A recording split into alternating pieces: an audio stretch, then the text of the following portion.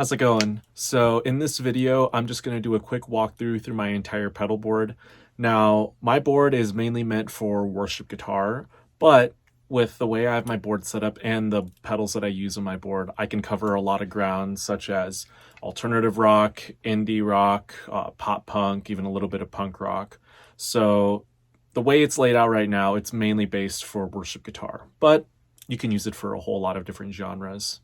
So the guitar I'm going to be using for this video is my Epiphone ES335 Pro with a set of Seymour Duncan Seth Lover pickups in it, which give it a very classic PAF sound. So for the sake of getting a good idea of how my pedal board works, I'm actually going to be running into stereo amps, meaning I'm going to be running into two different amps at once. So the right amp I'm going to be using, or the right ear amp, is going to be my Vox AC30, and the left ear is going to be my Fender Hot Rod Deluxe. My Vox is going to be mic'd with a Shure SM57 and a MXL ribbon microphone. And then the Hot Rod Deluxe is going to be mic'd with a Shure SM57 and an AKG 414. Okay, so this is my entire pedal board. The board itself is a Pedal Train PT Pro. I've had it for about 4 years now. The case that I have, the flight case, I actually just got recently. Before it used to be just a bag. But yeah, this is the PT Pro. I've had it for 4 years. This wasn't the same layout. This is sort of my newest layout of this board with the switcher and everything. And all the cables that I have on here, about 95% of the cables you see, or at least, the instrument cables you see, I soldered myself. And I highly recommend that you at least learn how to solder your own patch cables. It's not difficult, and it'll save you a whole lot of time and money because on reverb.com you can find some shops that sell the raw cables of patch cables $1 by the foot. And the ones that I'm using, the raw cables that I'm using, are Mogami 2319 cables. And again, I bought these $1 by the foot, so naturally I bought, like $40 or 40 feet of cable so I can cut and solder them myself. The plugs that you see going into the switcher are SquarePlug cables, and I'll leave a link in the description to these on reverb.com. Other than that, most of these are these ones are just traditional right angle plugs. You can find them on Amazon, Reverb, wherever. I have a handful of pre-soldered cables or just some random cables just because I either ran out of cables or couldn't find long enough remaining cables that I bought. So yeah, these are all the cables that I use, and then I'm just going to go through my entire signal chain. So the first thing in the chain is my Polytune 3 Mini. I used to have the full-sized Polytune 3, but I specifically went with the smaller one just for the sake of space sake. But also the thing I really like about this one is we have the buffer bypass and the always on switch on this outside of it, where traditionally they're on the inside of the pedal where you have to remove the back plate and then flip the switch. So it's really handy for that sake. If just, on the fly, I can just reach down here and just turn off the switches or turn on the switches as I please.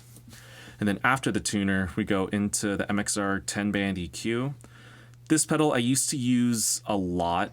It used to always be my always on effect, but over time it doesn't get used as much, but it really just depends on for my live setup, because this is mainly used as a live tool. And the way I use it, I kind of use it more for kind of balancing the volumes between my guitars, because sometimes, or at least majority of the time, I have two guitars on me, and sometimes one of those guitars will either be louder than the other or quieter than the other. So I really use this to kind of either boost the volume or drop the volume on a certain guitar. And this is what it sounds like. So I'm going straight clean. Or let me actually turn these off real quick, because that's not really clean. So this is just my clean signal. And then on.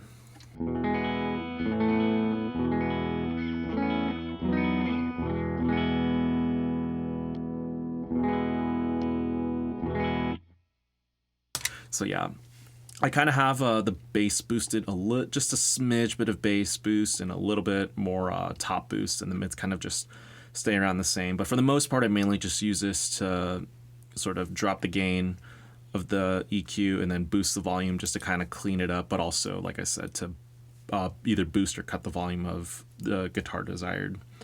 And then out of the 10 band, we go into my Walrus Audio Deep 6 version 3 compressor.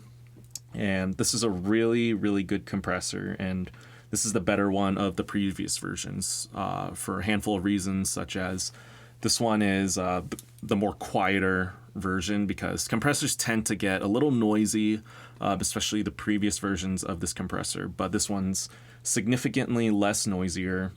And one thing I really like about this one versus the previous versions is we actually have this tone knob right here. And this actually is not really a tone knob, it's actually a low cut or a high pass filter, meaning that when I when I have the tone all the way off, it's unaffected. There's no change in the tone of my guitar or the pedal. But when I turn it up, it's actually not boosting my high end, it's actually cutting out my bottom end. So think of it as like this on my EQ section. When I turn up the tone, it's actually rolling off my low frequencies. So if I, crank it all the way up, it just basically removes like all my bottom end, or, vice versa. If I have it all the way off, it just brings my bottom end back to where it was before going into the pedal. And also the thing that really sold me on this, and this is one of the I'm a pretty picky person when it comes to my pedals, so one of the things that sold me on this is that it has a soft foot switch. And I'm really picky about stuff like that, especially for pedals that are not going to be in the loop of my switcher, because say if I'm playing, whatnot, and I decide to hit the pedal, during the song or like on a quiet part of a song, I don't want to have that, the typical pop sound you'll hear in my signal, because that stuff just really gets on my nerves. So it's really handy that this has a soft foot switch. And I typically use this compressor not necessarily as to squash my signal like the typical Nashville squash sound, I don't really use it much as a sustainer. It's kind of more of a dynamic evener. Here's what I'm talking about. So straight clean.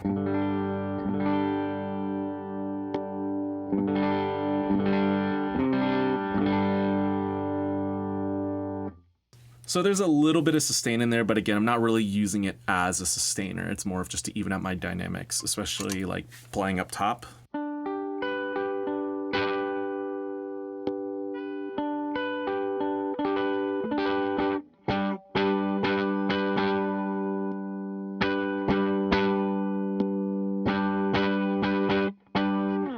And then I adjust the blend knob accordingly. But yeah, it's a really, really handy compressor. And then out of the compressor, we go into the Sentry noise gate from TC Electronic. Now, I'll actually come back to this pedal because I have it kind of wired in a weird way going into my switcher. So I'll come back to this one in a little bit. So then out of the Sentry, we go into my Boss ES8 effect switcher. Now, this thing is an absolute workhorse, and it was such a life changer and a lifesaver for me when I finally got this thing. This thing, whenever I'm playing live, I am pretty much just using this thing about 95 to like 98% of the time, because I could just off the fly just have presets and just change pedals on the fly without any hassle or anything. And then if I want to, I can go in and pick pedals myself. So in the loops of this pedal, or of the switcher, I should say. So I kind of have it wired in a weird way. So one of the things that really sold me on this switcher is that I can change the pedal order in here. So typically it goes 1, 2, 3, 4, 5, 6, 7, 8, and I think the volume pedal section goes last.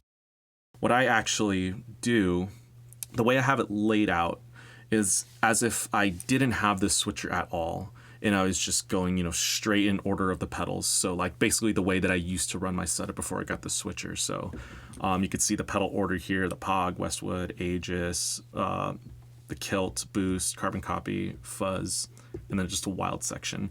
I basically have this laid out as if I, had these pedals laid out in this order. So that way, if I want to go into what's called pedalboard mode, I can basically treat it like the way I used to run my pedalboard.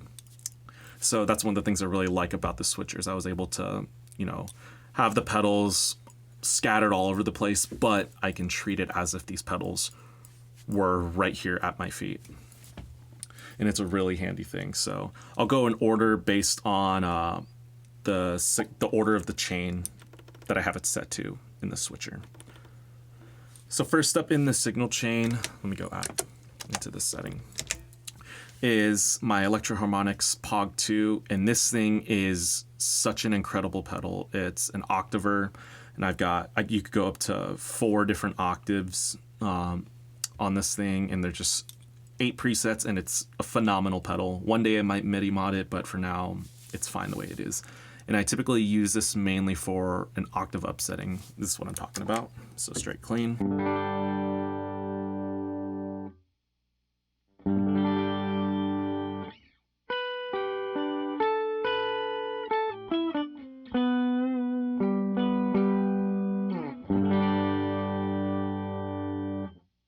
So it's a really handy tool. And one thing I can do is, so I have like a handful of presets here. Like I can do so this one is an octave up and an octave down. So I can get kind of like the Jack White sound, so there's fuzz on top of it. Do crazy stuff like that. It's so awesome. So yeah, it's a really unique pedal. Bring this back up to octave up. So most of the time I'm using it for an octave up, but I have so many options on here. And then next in the chain is my Earthquaker Devices Westwood Overdrive. This one, it's a very transparent overdrive, but for what I'm mainly using this as just somewhat of a clean boost, but it's adding just a touch of dirt or drive to it. So this is what I'm talking about. It's very, very minimal. So here's clean.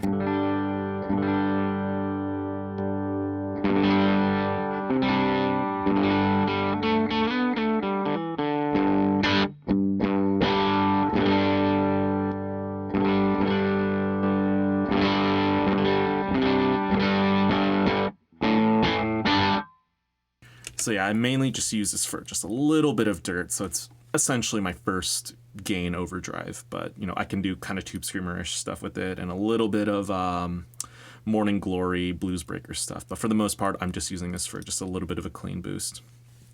And then after that is going to be the Walrus Audio Ages Overdrive. And this thing is such a beast.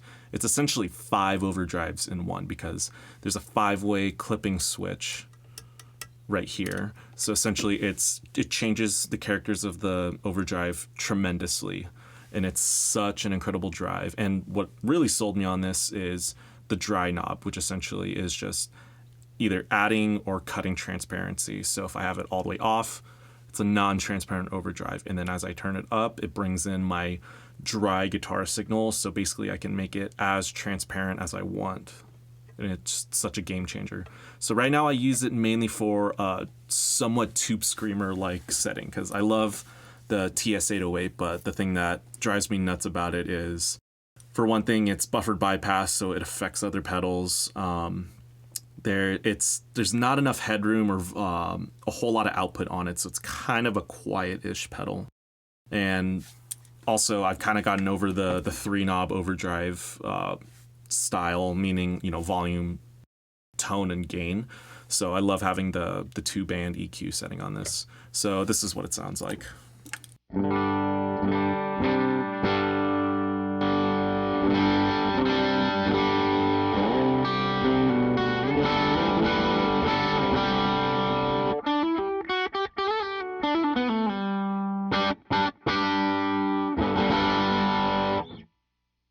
So it's a really handy overdrive. And then after that, this originally was the Walrus Audio Warhorn overdrive, but recently I just switched it, so I need to change this label. But this is the JHS Kilt version 2, and this thing is a tremendous overdrive pedal. It's also kind of like this one, where it's essentially almost 4 overdrives in one because of the clipping options I have on here. So I mainly use this one as my main higher, mid-high to high gain overdrive. So when I'm playing bigger parts in a song or I want a lot of gain, this is essentially what I'm using for that sound. And I can do like rat style sounds or even fuzz style sounds. So this is what it sounds like.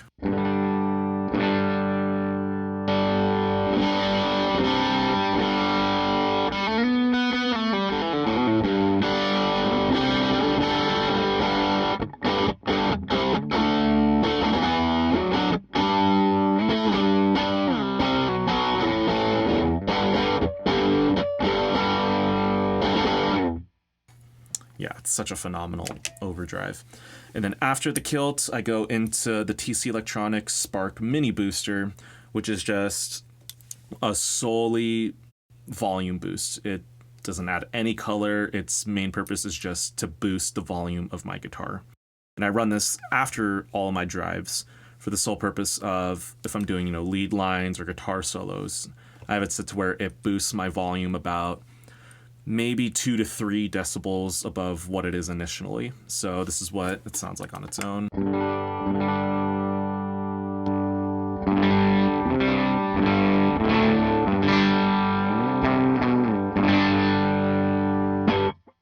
So it just solely boosts the volume. So this is what it would be like if I was using it, with a drive for certain parts in a song. So I'll use the kilt first. And I'll throw on the boost on it.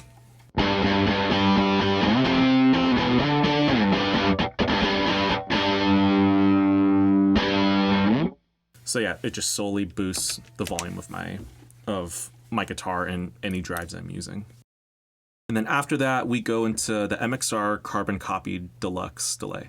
And I absolutely love the Carbon Copy. It's potentially my all-time favorite, and at least analog delay sound. It's just, I've always loved that sound.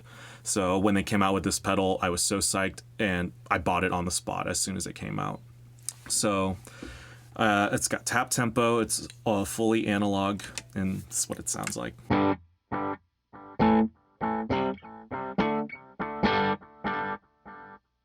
It's just phenomenal. So the one thing that I actually don't like about this pedal is that it doesn't do spillover or carryover with its delay, meaning that, say if I turn the delay off just while it's doing its repeats or echoing, if I turn it off while it's echoing, it stops the echoes. This is what I'm talking about. So it just stops it. So let me do that again. It just stops. But what I really like about this effect switcher is that I can actually program one of these loops, or any of these loops actually, to do carryover or spillover. So essentially, this is with the carbon copy off. I turn it on.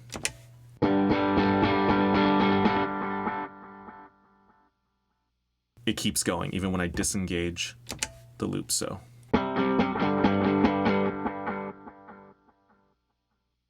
it just keeps it going. So that's what I really like about this switcher, and that's what really sold me on it, and that's one of the reasons why I'm keeping this pedal on my board. Also just because it's a really good analog delay. And then next in the chain, well actually I kind of skipped before that. So actually before the boost and the carbon copy Deluxe is my Jackson Audio Fuzz, and this is in loop 7. Now I don't use Fuzz too often, especially, in a church setting, because I'm mostly playing in church majority of the time. But this fuzz is phenomenal. It's got a high input impedance, which means I don't have to run it in the beginning of my chain. I can have as many buffers before it as I want. So that's one of the things that sold me on this. But also, it's just such a versatile fuzz. It's got so many EQ functions. You can actually swap out the modules in the circuit to go for like, a tone bender, fuzz face, whatever kind of sound you want. So at the moment, I kind of have it set to a sort of big muffish sound. This is what it sounds like.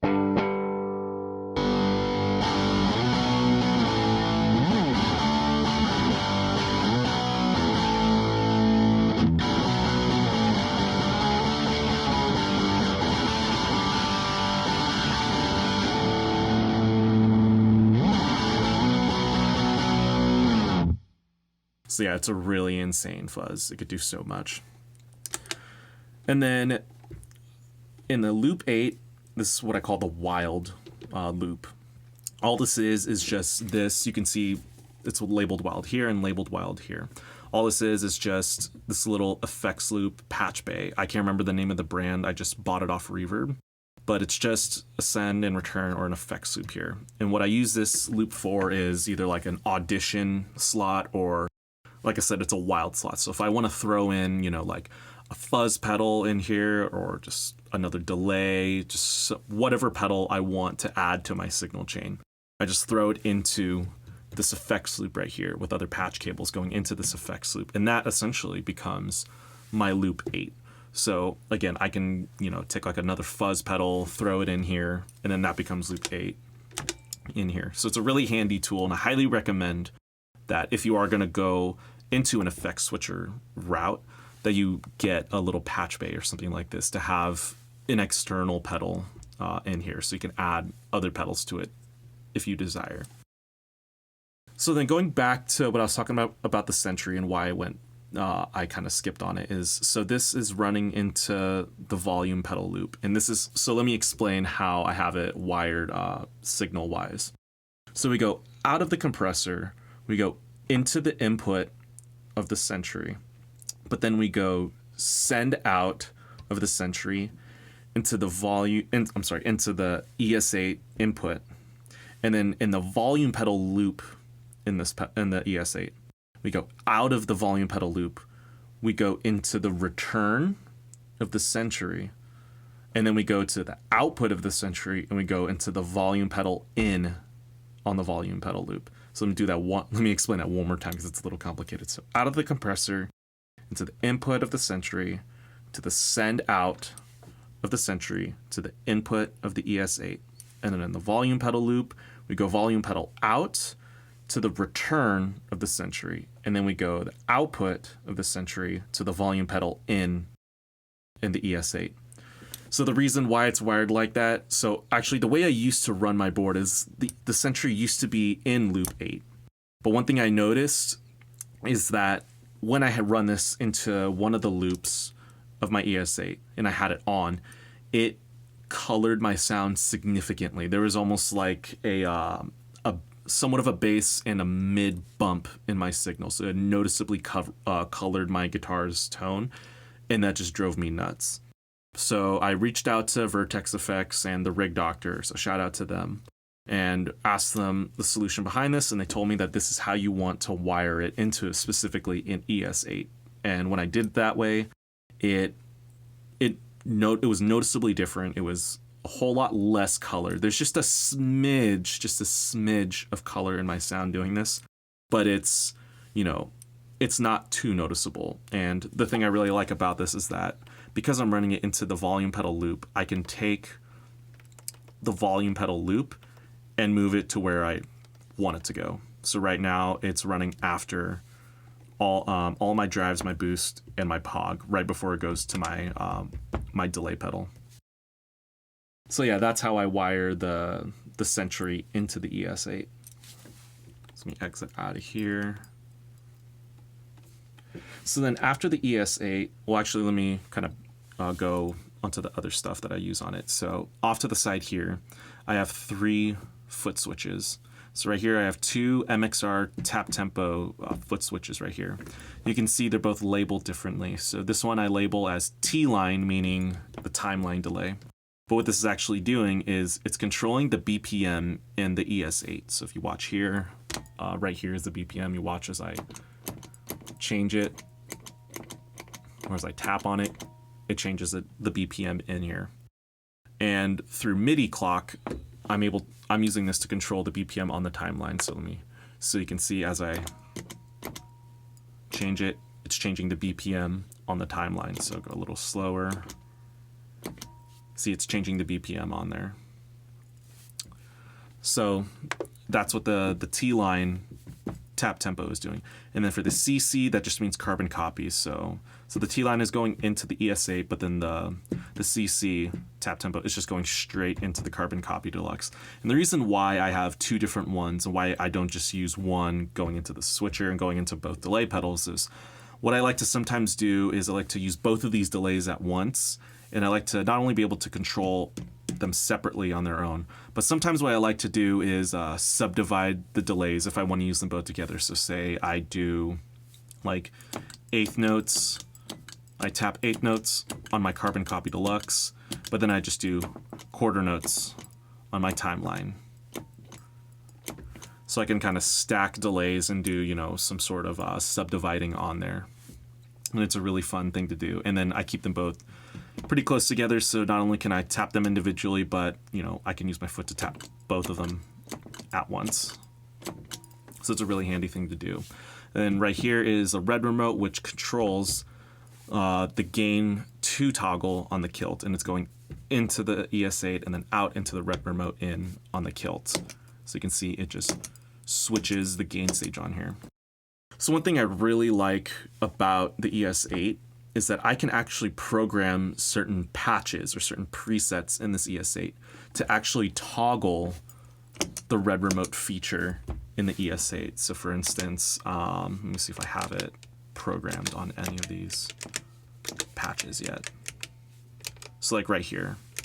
So right now on this preset, I have it programmed to where, you know, it doesn't engage the Red Remote feature on the kilt. But then I have programmed in this preset right here, it toggles the Red Remote. So it's really, really handy. So that way, you know, if I go from part to part, I don't have to, you know, hit a preset and then reach over and then hit the Red Remote. It just does it for me. And it's such a phenomenal thing to do. So let me go back to this preset.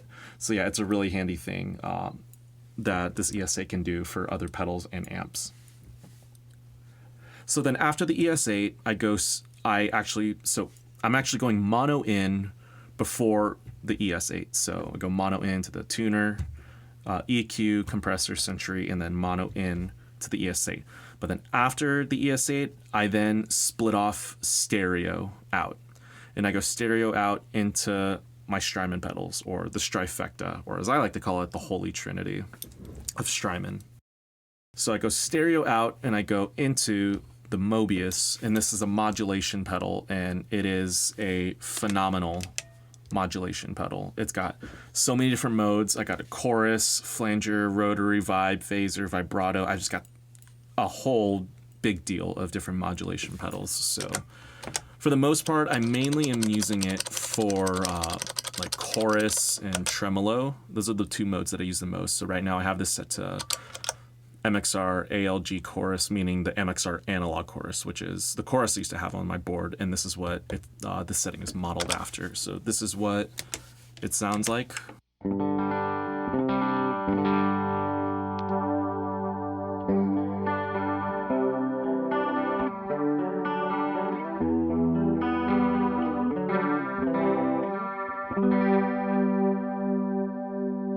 And then here I have a tremolo setting, so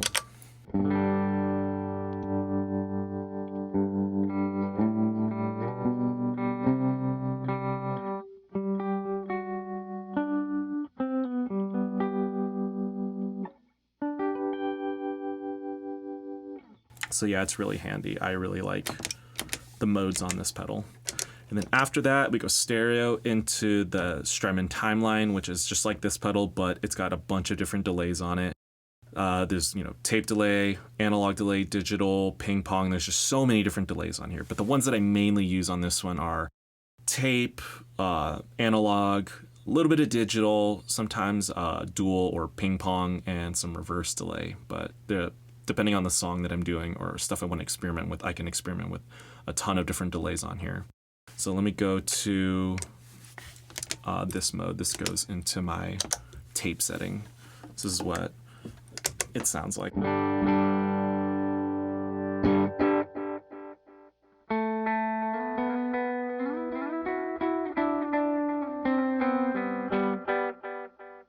then if I go to my analog setting,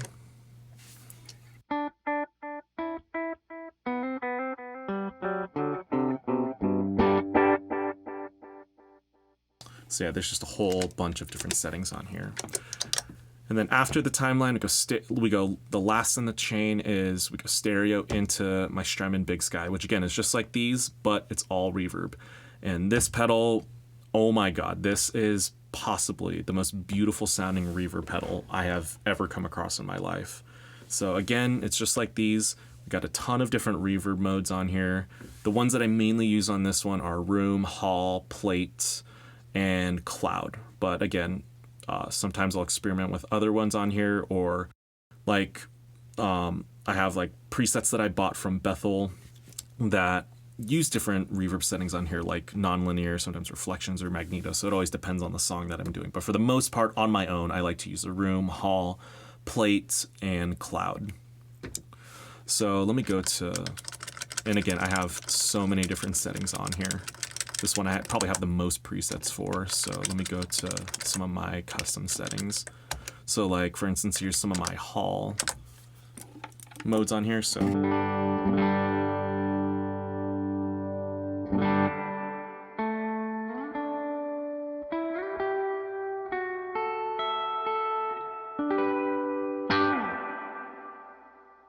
and then after this one, I actually have a wet hall setting, which is just cuts out all my dry signal, and it's solely just the reverb.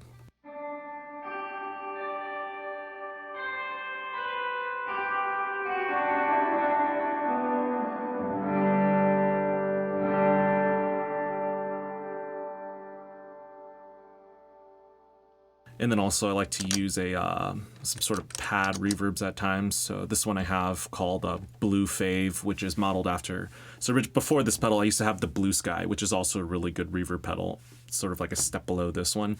And I modeled this after the pad reverb I had on the favorite switch on the Blue Sky, which is basically just a long modulated plate reverb. So this is what it sounds like.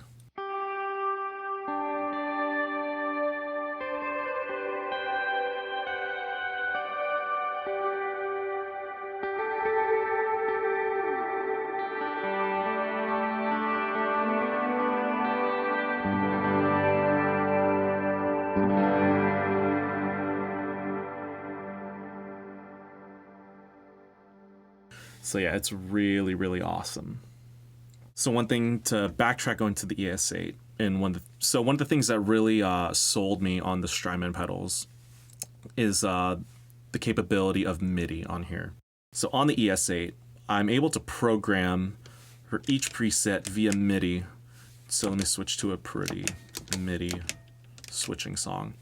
I can program the ES8 on whichever preset of my choosing to either turn on a pedal or swap presets on a certain pedal, or do both, where I can either it'll swap to a preset and turn it on, or swap to a preset but have it turned off. So like for instance on this song, it turns on this particular preset, but it also switches the preset on this one, and then for like this other song, and it just always switches through different banks and presets on the Strymon pedals, and it's just an absolute game changer, and it saves me so much time, having to cycle through, go to certain parts and songs. It just does it on the fly for me, and it's a game changer, and it allows me to experiment with different presets and settings and make my own patches for all my Strymon pedals, and it's just an absolute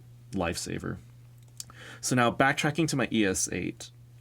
So if you notice how I labeled these switches out on here, you can see I not only have labeled, song parts, so intro / instrumental, verse, pre-chorus, chorus, bridge, solo, outro, and pad, but I also have labeled underneath them the pedals that are in those loops. So I have carbon, meaning carbon copy, boost, the kilt, ages, Westwood, POG, fuzz, and wild. So the way that here's why I label it like that. So right now, the switcher is set to memory mode or preset mode. So when the light is blue, it's basically the sort of combinations of pedals that I have saved in these presets. So right now, I'm on the verse, and it's solely just a little bit of clean boost on here from the Westwood, and it has a studio style reverb that I have on here. So it just goes. But then if I jump over to my chorus, what I have labeled as chorus, it switches to a spring reverb and a dual delay, but then I have 3 drives saved to this preset. So it eliminates the whole concept of, tap dancing on a pedal board where, I just have my foot and I just, have to activate or deactivate all these pedals just quickly as soon as I can. So this switcher just eliminates the need of having to do such a thing.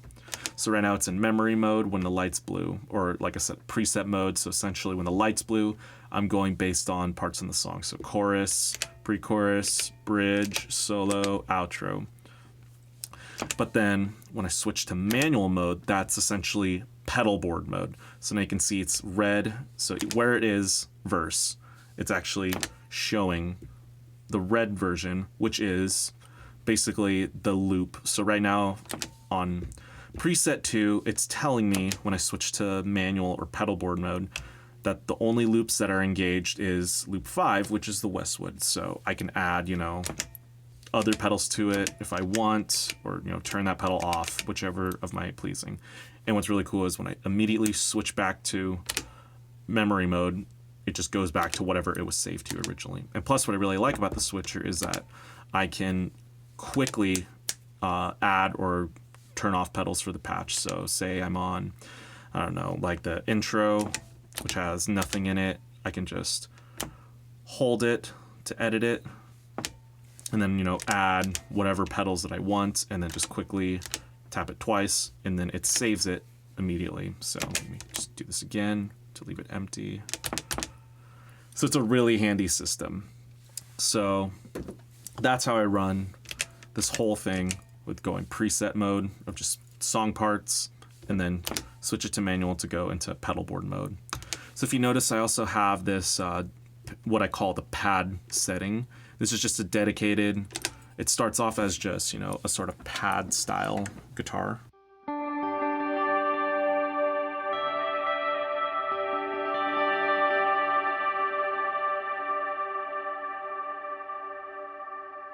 But really what I'm using this section as, because again, this is a very worship guitar based pedal board.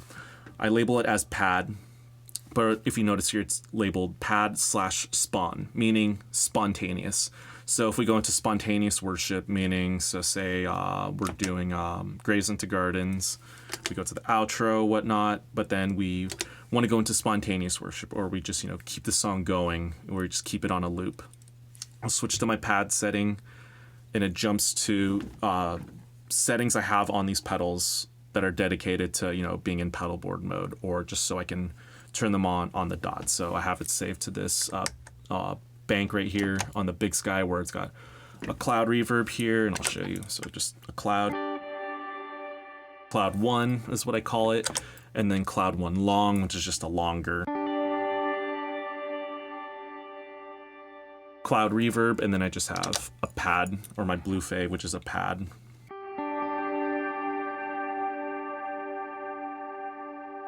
And typically when I go into my pad setting, I'll switch to manual mode so I can add pedals on here, or just use my Red Remote to change gain stages. So I essentially use the pad spontaneous setting as when I go into pedalboard mode, so I can start adding pedals, basically like a traditional pedal board.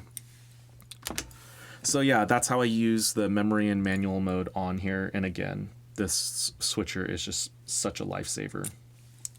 So now, one thing I forgot to mention is, so what you'll find with these typical pedal boards, or like style pedal boards of just having a switcher, a ton of pedals, is some people will use a interfacer or a buffer with a loop on it, meaning that it'll be a single buffer pedal and then run all these pedals into the loop of that buffer.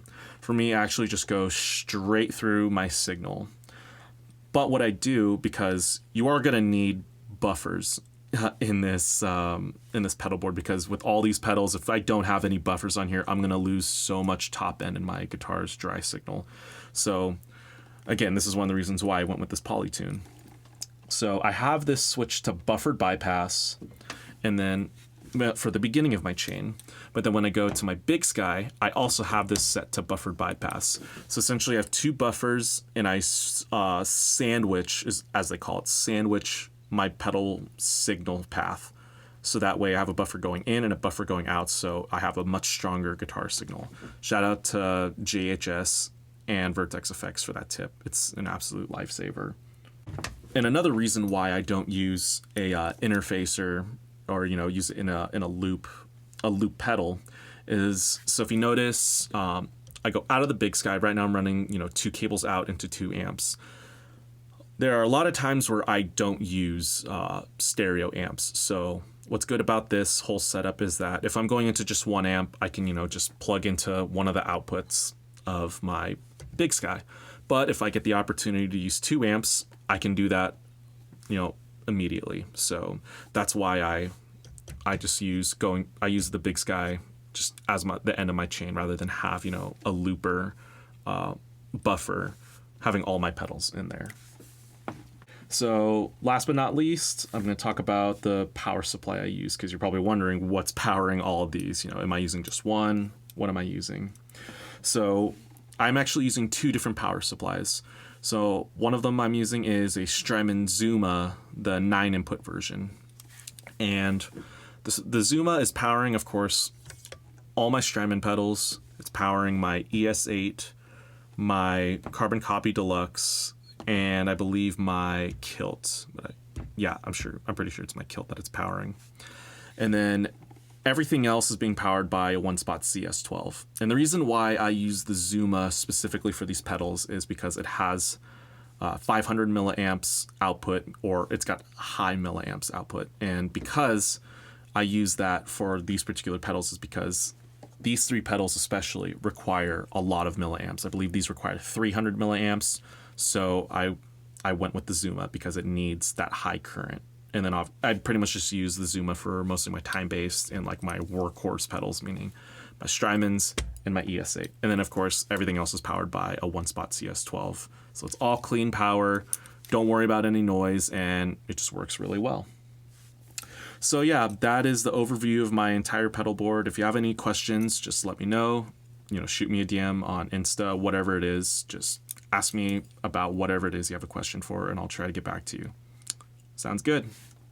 So that's going to be it for this video. Thank you so much for watching. And if you haven't already, be sure to like, comment, and subscribe. And then check out the description to see the links to all of my social media. And be sure to follow me on social media, and also check out my music on Spotify. And until then, I'll see you in the next video.